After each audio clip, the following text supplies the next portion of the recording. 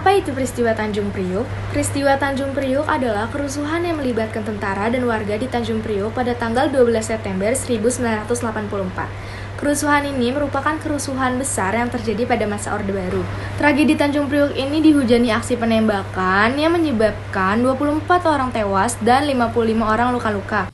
Latar belakang peristiwa Tanjung Priok.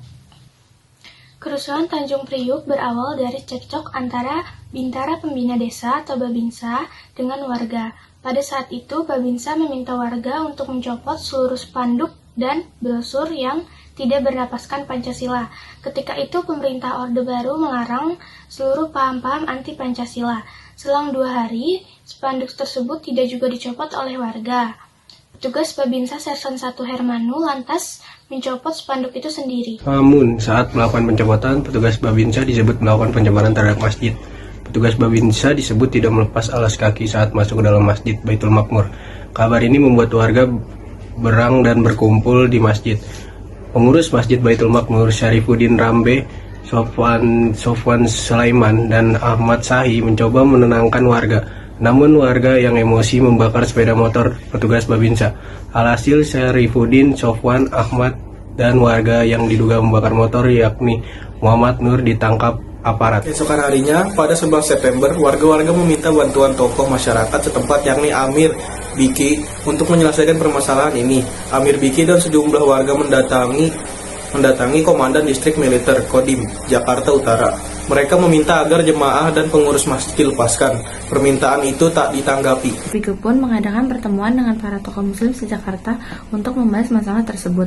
Dalam ceramahnya, Amir memberi ultimatum kepada aparat untuk melepaskan keempat jamaahnya yang ditahan dan segera diantar ke mimbar sebelum pukul 11. Jika tak dituruti, Amir dan massa akan mendatangi Kodim. Amir pun membagi massa menjadi 2 untuk bergerak menuju Kodim dan Polsek. Kedatangan massa mendapat hadangan dari aparat militer bersenjata. Massa pun langsung menuntut pembebasan. Situasi semakin memanas dan aparat pun melancarkan sejumlah tembakan. Korban jiwa pun berjatuhan. Laporan kontras, sejumlah warga disekap dan disiksa oleh aparat. Sementara itu, lokasi penembakan langsung dibersihkan sehingga tidak ada tanda-tanda kerusuhan. Setelah penembakan, Pangdam 5 Jakarta Raya, Majen TNI Tri Sutrisno bersama Pangkop Kamtib Jenderal TNI LB Murdani dan Menteri Penerangan Harmoko memberikan pernyataannya terkait peristiwa berdarah di Tanjung Priuk. Pemerintah Orde Baru menyatakan bahwa peristiwa Tanjung Priuk merupakan hasil rekayasa orang-orang yang menggunakan agama untuk kepentingan politik. Namun, menurut Kontras, pemaparan jumlah korban yang disampaikan dan kesaksian para saksi berbeda. Penyelesaian masalah ini berlangsung lama. Sejumlah islah dilakukan pada tahun 2001.